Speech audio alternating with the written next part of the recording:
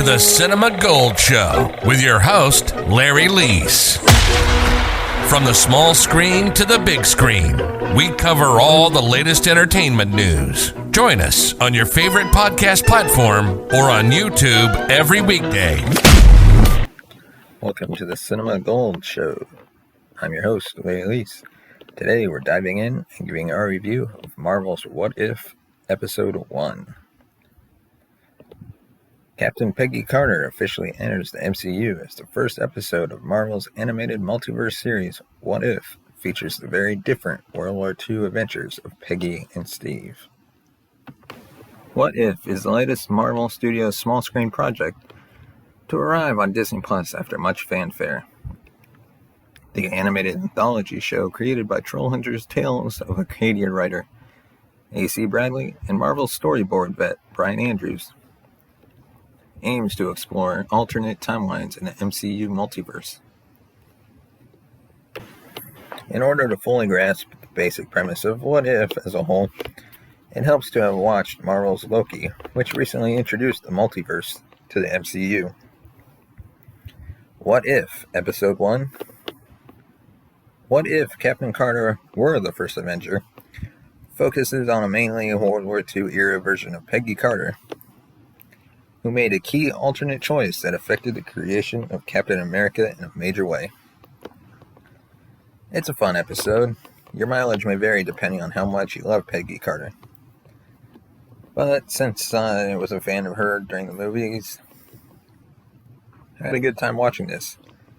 The main downside I suspect to any of these installments is that they're inherently redundant. As far as we know, none of the fantastical concepts here will bleed into the live-action MCU films.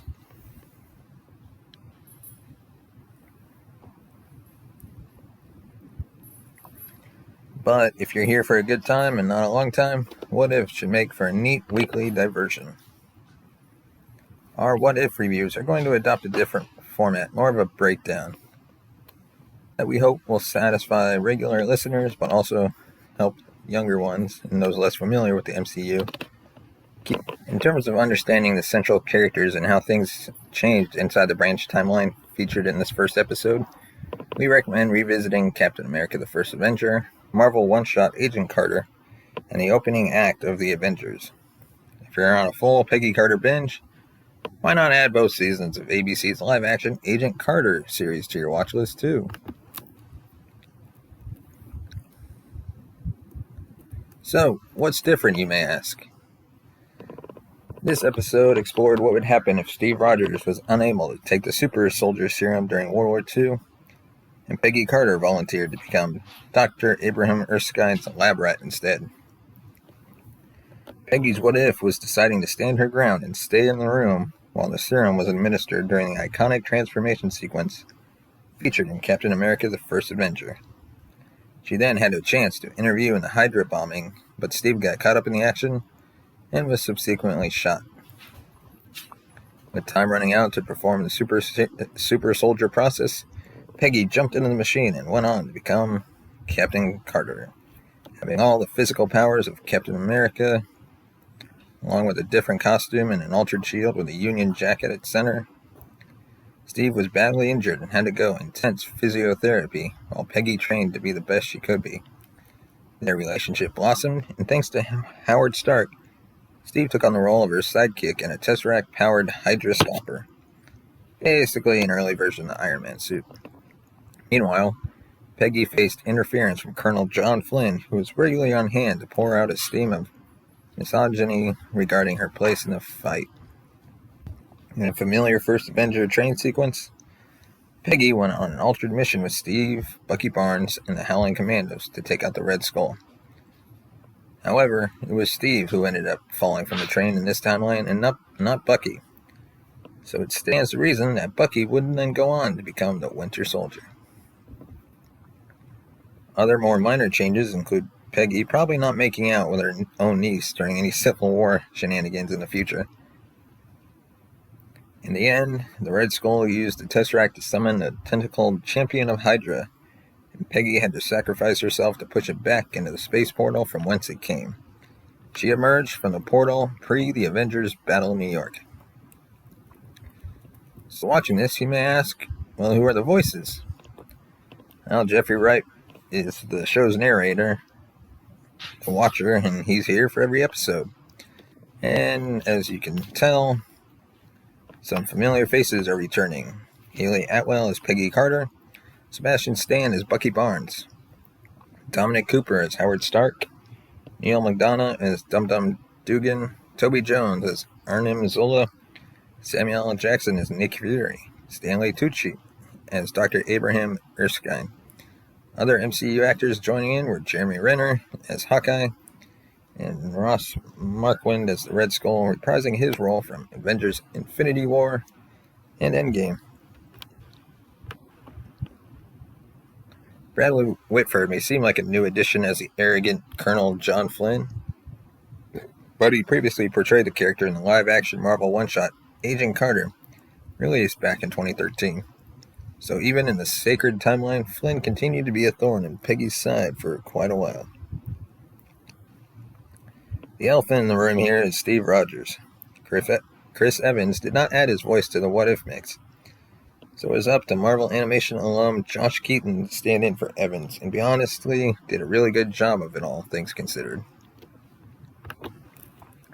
And now let's talk about some standout moments. I gotta say, it was truly wild for me to witness Captain Carter have adventures on screen at all.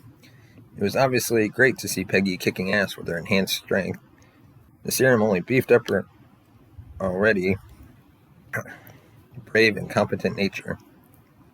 But this version of the character has something of a unique origin, having been concocted as a kind of throwaway addition to the Match 3 game Marvel Puzzle Quest in 2016. A couple years later, Saladin Ahmed added her to the pages of Marvel Comics in Exiles #3. And it clearly didn't take Marvel Studios long to figure out how to apply the enthusiastic Captain Carter fan response to an MCU project. Peggy riding Steve's Iron Man-esque Hydra Stomper into a dogfight during the World War II montage sequence was a delight, frankly. The animation in most of the fighting sequences was terrific and really took golden opportunities to reach for the kind of punching, kicking, shield-throwing ballet that the live-action format could never quite achieve with its restrictions of reality. I found myself slowly warming to What If's animation style, which I probably still wouldn't describe as my favorite if I'm honest. I love the What If comics, and this series felt like an opportunity to really push the weirdness envelope a little more. You only have to look at what Netflix accomplished with its anthology series, Love, Death, and Robots, to see how differently a What If series that embraced other styles and voices could have gone. But I grew up on Saturday morning cartoons, stop motion, Fantastic Planet, and heavy metal, so forgive me for briefly imagining the possibilities of this project in a wilder sense. One of the oddest standout moments for me was when the episode subverted my expectations somewhat.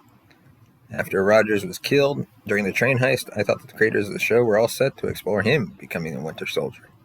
And I have to admit, the idea intrigued me a little. However, it didn't go down like that, and I was left to mentally wander down a different What If rabbit hole alone. So, how does it work out? In the future, Nick Fury used the Tesseract to transport Peggy back from wherever she ended up after she entered the portal. And it looks like she joined the Infinity Saga era Avengers initiative in Steve's place. Whether it all worked out well for this episode's specific MCU timeline remains to be seen. But it would be really fun to see if Agent Coulson had a pack of Captain Carter trading cards. And now, there's still more to come. Episode 1 played like a pilot for an ongoing Captain Carter series for good reason. What If has been confirmed to include at least one Peggy and Carter installment in every season going forward. And that is our review of Episode 1 of Marvel's What If. It is now streaming weekly on Disney Plus every Wednesday. So tune in each week. Thank you for listening to this review of What If. Let us know your thoughts on the first episode by sending us a tweet at Cinema Gold Show. And if you want to support us, you can subscribe to our podcast on all major podcast platforms and find us on the new app called Good Pods. You can find us on there. Leave us a review on each episode if you like. Rate us. And if you want to become a financial supporter, go to buymeacoffee.com/cinemagold and give however much you want to. Your support helps the show grow. Thanks for watching, and we'll see you next time.